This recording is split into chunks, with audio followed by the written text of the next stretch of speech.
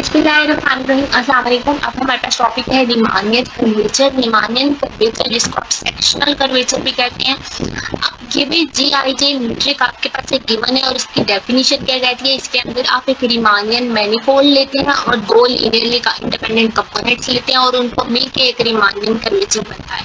अब एक तो रीमानियन मैनिफोल्ड है और दूसरा आपके पास लीनियरली इंडिपेंडेंट जो दो कंपोनेंट्स हैं। लीनियरली इंडिपेंडेंट कंपोनेंट क्या होते हैं, मतलब आपके पास एक ही पॉइंट पर दो इंडिपेंडेंट वेक्टर्स प्रेजेंट होते हैं, tangent vectors, two linearly independent component tangent vector at the same point.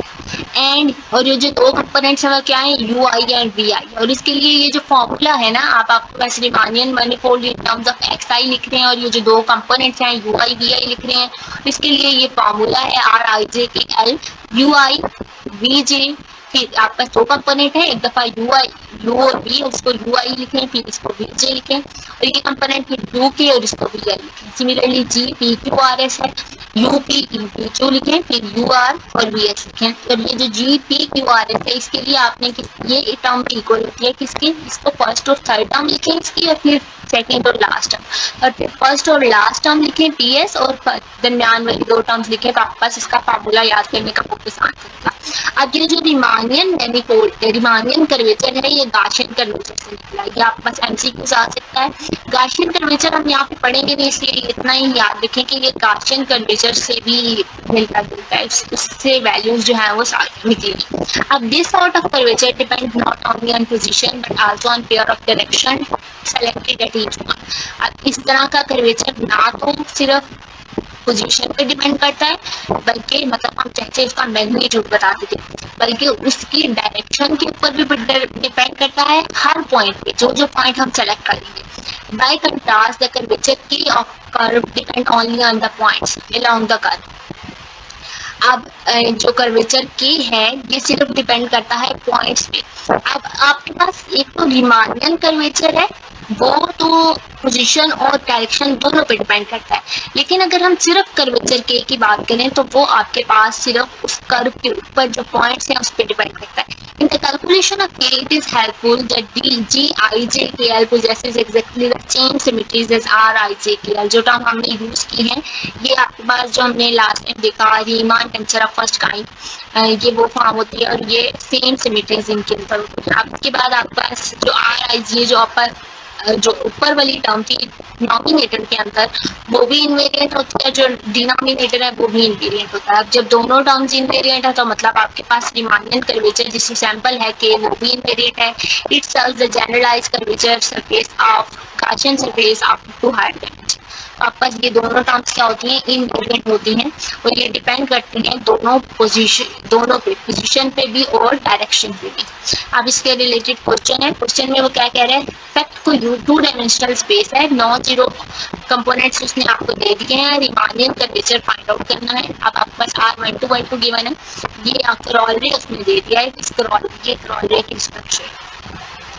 अब आपके पास आर सारी ये फॉर्मूला इसका, सबसे पहले आप आई जे के एल को 1 to 1 2 पुट कर लें। अब आप जब आई जे के एल को 1 to 1 2 पुट करेंगे तो आप आर आई जे के एल 1 to 1 2 पुट किया, फिर U1 V2 फिर U1 V2 पुट कर लिया। फिर जब आपने अभी हमने आई जे के एल को 1 to 1 2 वैल्यू दी, अब हम आई जे के एल को ये वैल्यू देंगे, फिर ये वैल्यू देंगे और फिर ये वैल्यू देंगे। जब आप चारों वैल्यूज देंगे तो आपके पास 2 1 2 1 1 2 2 1 और ये वाली फॉर्म बन के आएंगी। अब देखिए ये जो सेकेंड और आपके पास ये फॉर्म है, इसको हम negative of 2 U1 V2 U2 V1 लिख सकते हैं, और ये वाली फॉर्म जो है वो आपके पास U2 का स्क्वायर, सॉरी ये वाली फॉर्म U2 का स्क्वायर हो सकती है और V1 का स्क्वायर हो सकती है, और ये वाली फॉर्म को आप negative of 2 U1 V2 U2 V1 लिख सकते हैं, और ये वाली फॉर्म जो है वो आपके पास U1 का स्क्वायर V2 का स्क्वायर हो सकती है। अब आपके पास इन सब में R1212 आ रहा है, R2121 आ रहा है, ये सारी वैल्यूज को हम इन टर्म्स ऑफ R1212 लिख सकते हैं उस क्रॉलरे के रिस्पेक्ट से। अब आपके पास यहाँ पे भी PQRS को इसी तरह से वैल्यू देंगे तो आपके पास इसी तरह से जैसे हमने ये फॉर्म लिखी है ये फॉर्म भी ऐसे लिखेंगे।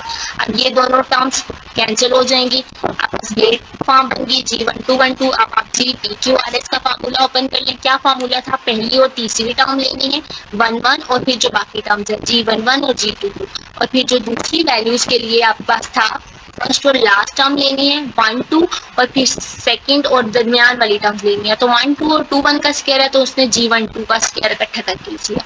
अब इसको मजीद हम क्या कर सकते हैं, R1 2 1 2 G1 G2 2 R आप बस ये टर्म्स आ चुकी हैं। इसको हमने इतना ही कैलकुलेट करना था कि आपने इस फैक्ट को यूज करके रीमानियन कर्वेचर को सिंप्लीफाई करना है। तो हमने इसकी सिंप्लीफिकेशन की जस्ट। अब आपने के कैलकुलेट भी करना है, इसमें आपको एक मीट्रिक दे दिया है, के का फार्मूला द रिजल्ट के आपका जो अभी हमने रिजल्ट ड्राइव किया है उसमें क्रिस्टोफल सैंपल्स देखने हैं। R1212 हम क्रिस्टोफल सैंपल से फाइंड आउट कर सकते हैं। Christoffel symbols Riemannian sorry Riemann tensors हम फाइंड आउट कर सकते हैं R1212 इन क्रिस्टोफल सैंपल्स को यूज करके। अब रीमानियन टेंसर का जो फार्मूला है उसके अंदर ये जो गामा 1 आपके पास R1212 है, मतलब I1 है, J2 है, A1 है और IJ के L2 है। यहाँ आप इसके आपके हैंडआउट्स के अकॉर्डिंग S1 है और IJ के 212 है। फार्मूला पुट करेंगे में वैल्यूज पुट करेंगे सारी क्रिस्टोफल सैंपल की, आपके पास R1212 ये आ गया। अब जब आप इसको कंट्रैक्ट करेंगे तो आपका रीमान टेंसर की सेकंड काइंड है। जब आप इसको कंट्रैक्ट करेंगे और फर्स्ट काइंड बनाएंगे तो जब आप फर्स्ट काइंड बनाते हैं वापस ये G11 फॉर्म बन गया, R1212 बन गया। इसकी वैल्यू पुट करेंगे, G11 की वैल्यू पुट करेंगे। G11 कैसे पता चलेगा, X1 नेगेटिव का स्क्वायर है तो आपके पास ये G11 जो है वो लोअर इंडिसेस में आपने इसी मैट्रिक्स की वैल्यूज को पुट करना है, कैलकुलेट करेंगे, आपके पास ये आंसर आ गया। और आपकी इजी सी कैलकुलेशन, ये x1 1 टर्म है और ये इसका स्क्वायर है। ये इसका ये मतलब नहीं है x की पावर में 1 और उसकी पावर में 2, इसका मतलब है x1 का स्क्वायर। तो ये x1 का स्क्वायर डिनोमिनेटर में अपन में जाएगा तो नेगेटिव ऑफ 2 हो जाएगा। इसको कैलकुलेट करेंगे, नेगेटिव ऑफ x1 की पावर में नेगेटिव 4 हो जाएगा। आप इसके बाद इसका k वैल्यू फाइंड आउट कर सकते हैं। R12 की वैल्यू आ चुकी है माइनस x1 की पावर में -4, G11 G22 की वैल्यू पता है, आप यहाँ से देख लें G11 इज x1 -2 और G22 इज x1 -2। दोनों वैल्यूज यहाँ पे पुट करेंगे। उसके बाद G12 का स्क्वायर आपने बताना है ये वैल्यू, क्योंकि आपके पास ये कंपोनेंट सिर्फ डायगोनल के लाएंगे, G12 0 है और आप इसकी ये दोनों वैल्यूज जो है कैंसिल आउट हो चुकी है, आपका ये जो है वो -1 आ जाएगा। तो ये हमने इसका कर्वेचर फाइंड आउट कर लिया है। तो आपको इसका कंसेप्ट अच्छे से क्लियर हो गया होगा कि कर्वेचर किस तरह से हम फाइंड आउट करते हैं। अब कर्वेचर के लिए हम ये भी देखते हैं कि आपके पास कर्वेचर अगर फ्लैट स्पेस का होना तो वो 0 आता है। तो हम इसको नेक्स्ट टॉपिक के अंदर ही देखेंगे, उस टॉपिक से रिलेटेड ये बात है, तो इसलिए नेक्स्ट अभी तक के लिए इतना ही। अल्लाह हाफिज़, थैंक यू।